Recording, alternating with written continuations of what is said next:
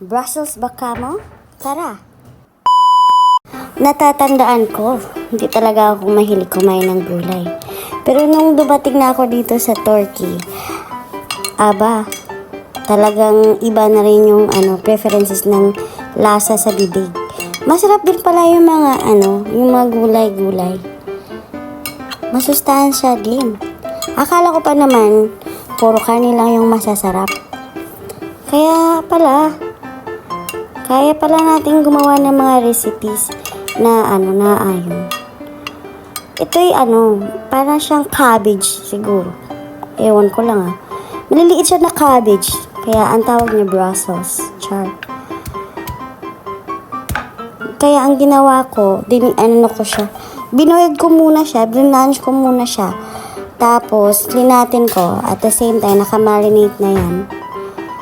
Kaya, kailangan ko na lang siya na ibudbud sa parmesan.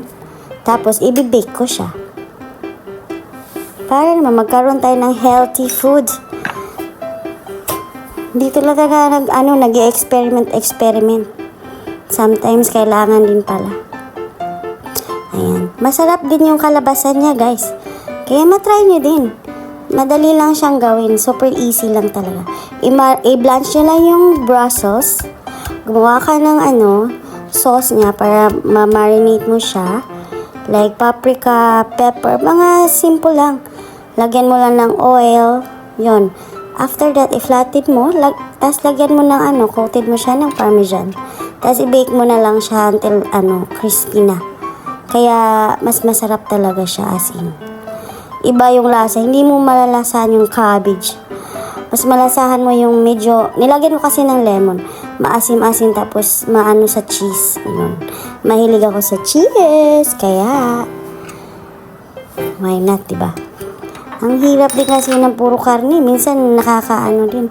Minsan din, i-balance din natin. Karne, gulay, diba? Kung di talaga ako nakapunta sa mga iba't ibang bahay, hindi ako nakakain itong mga iba-ibang gulay, no? Kasi ang alam ko lang, karne. Yun lang ang alam ko. Kaya lucky naman at natuto na rin.